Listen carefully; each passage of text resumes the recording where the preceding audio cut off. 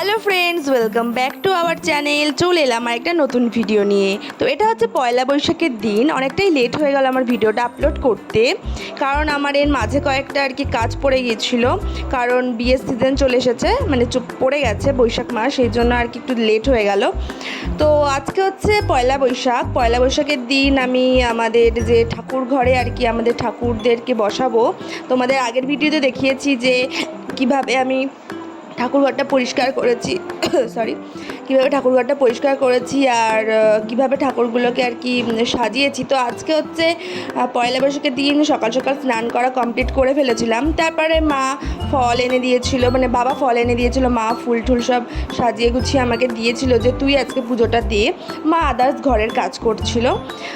তো পয়লা বৈশাখের দিন আমি আর কি ঠাকুরকে বসিয়েছি। তো গোপাল আমাদের পিসির ঘরে ছিল, তোমাদের আগের ভিডিওতে বলেছি যে 3 মাস গোপাল আমাদের বাড়িতে ছিল না, পিসির ঘরে ছিল। তো সেই জন্য গোপালকে পুজো দেওয়ার আগে নিয়ে আসলাম। তারপর যেহেতু সকালবেলা পিসি গোপালকে স্নান করিয়ে দিয়েছিল, সেই জন্য গোপালকে স্নান করালাম না।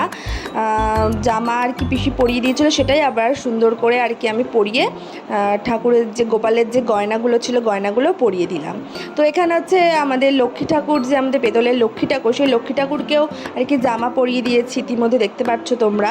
তারপরে আমাদের যে লোকনাথ বাবা আছে, তো তাকেও আমি একটা জামা পরিয়ে দিচ্ছি।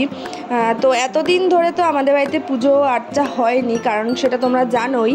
তো আজকে মানে পয়লা বৈশাখের দিন আমাদের ঠাকুর আর কি বসিয়ে যে আমাদের কি আনন্দ হয়েছে যে কি বলবো। কারণ নতুন একটা মন্দিরে অনেক দিনের একটা ইচ্ছে আমাদের পূরণ হয়েছে। যেরকম আমাদেরও ঘর দুয়ারগুলো সুন্দর হয়েছে ঠাকুরের কৃপায়, সেরকম আমরাও ঠাকুরকে আর কি সুন্দরভাবে রাখতে পেরেছি, এটাই আমাদের কাছে অনেক।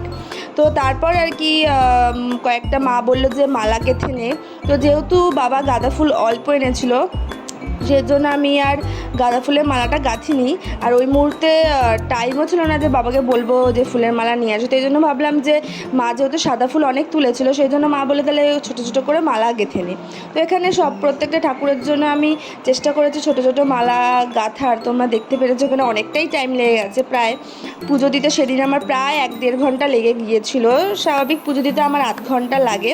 তো সেদিন যেহেতু একটু গোছগাছ করে তার মধ্যে ভিডিও শ্যুটও করতে হচ্ছিলো, তো সেই জন্য একটু টাইমটা লেগে গেছে। আর এখানে আমি শিব ঠাকুরকে স্নান করিয়ে দিয়েছি।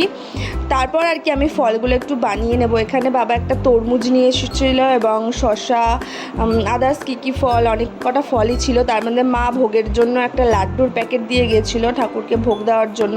যেহেতু পয়লা বৈশাখ সবাইকে একটু প্রসাদও আর কি দেবো, সেই জন্য গোপালের জন্য আর এবং সব ঠাকুরের জন্য আর কি আমাদের লাড্ডুর ভোগ দেওয়া হয়েছিল, যাতে আমাদের দোকানে সবাইকে একটু প্রসাদও দেওয়া যায়। তো এখানে আমি দেখতে পাচ্ছি তরমুজটা সুন্দর করে ছোটো ছোটো করে কেটে নিচ্ছি এবং এখানে শাকালু এবং শসাটা একদম সামনে রেখেছি। তো তখনও মানে কি বলবো, ঘর মোটামুটি গোছানো হয়েছিল, কিন্তু অনেক কিছু আর কি গোছানো বাকি ছিল। ঠাকুরঘরটাও কোনো রকম আর কি গুছিয়েছি, এরপরে আবার অনেক কিছু আর কি এদিক ওদিক হয়েছে।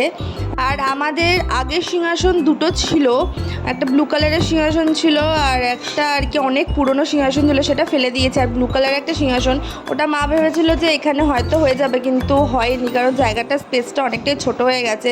যেহেতু আমরা এই মাঝখানে একটা কাচের এই জিনিসটা করেছিলাম, কারণটাও তোমাদের আমি আগের ভিডিওতে বলেছি যে কেন করেছি, সেজন্য স্পেসটাও ছোট হয়ে গেছিলো, ওইটা রাখার জায়গা ছিল না। সেই জন্য মাকে বললাম সিংহাসনটা অন্য সময় লক্ষ্মী পুজো বা কোনো পুজোতে আর কি বের করে আলাদা আর কি ঠাকুর বসিয়ে পুজো করা যাবে।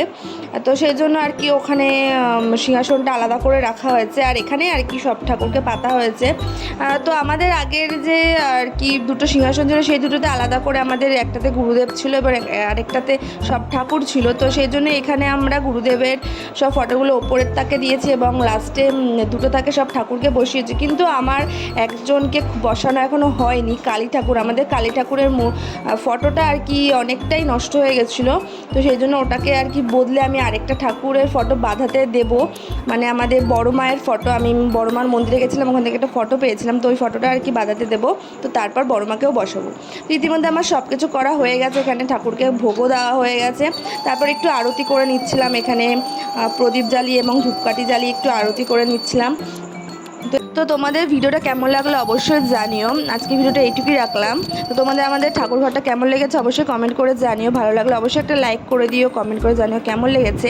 তো আজকে মতো টাটা, সবাই ভালো থেকো এবং সুস্থ থাকো। অবশ্যই আমার চ্যানেলটা সাবস্ক্রাইব করতে ভুলো না, আমি 200টা সাবস্ক্রাইবার একদমই কাছে আছি। তো আজকে মতো টাটা, বাই বাই।